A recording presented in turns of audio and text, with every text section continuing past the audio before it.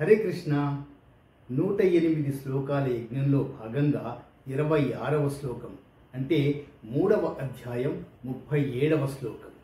కామయేష క్రోధయేష రజోగుణ సముద్భవః మహాశనో మహాపాప్మా విద్యేనమిహ వైరిణం. ఏమండి, ముందు కోరిక వస్తుంది. ఆ కోరిక మితిమీరిందయిందనుకోండి, ఆ మితిమీరైన కోరిక కామంగా మారుతుంది. ఆ కామం తీరనప్పుడు అది క్రోధంగా మారుతుంది. ఇవన్నీ రజోగుణ తత్వాలు అని చెప్తున్నారు శ్రీకృష్ణ పరమాత్మ. మన కంట్రోల్స్లో మనం ఉంటే కదా కోరికల్ని కంట్రోల్లో పెట్టుకోమంటున్నారు. కోరికలు కంట్రోల్ తప్పినాయి అనుకోండి, ఇదిగోండి ఇప్పుడు జరుగుతున్న అమెరికాకి, రష్యాకి ప్లస్ ఇజ్రాయిల్ కాదండి, దాన్ని ఏమంటారు, ఉక్రెయిన్కి ఎంత దారుణాలు జరుగుతున్నాయి చూడండి. ఇవన్నిటికీ కారణం ఏంటి? రజోగుణతత్వము.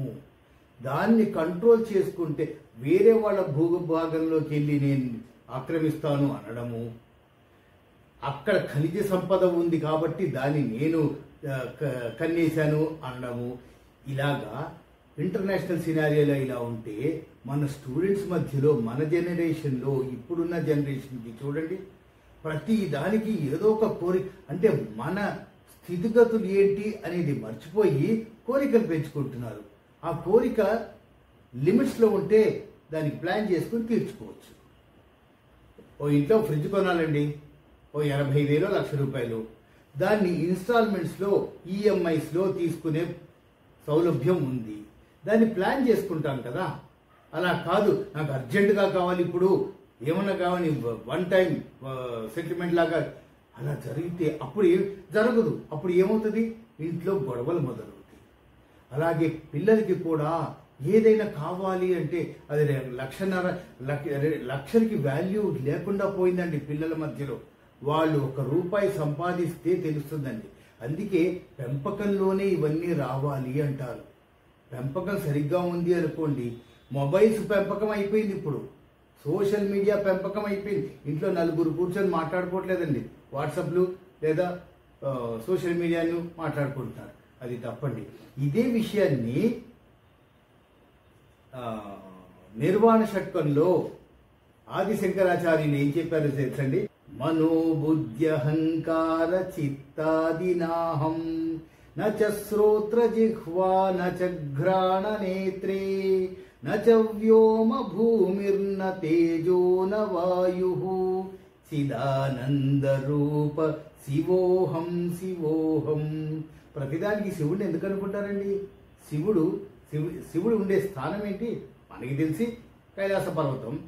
నార్మల్గా ప్రతి శ్మశానం ముందు ఉండేది శివుడి విగ్రహం అండి. ఆయనకి ఏమీ అవసరం లేదు, ఒంటి మీద బట్టలే ఉండవు, ఆ చితాభస్మాలే ఆయన రాసేసుకుంటాడు.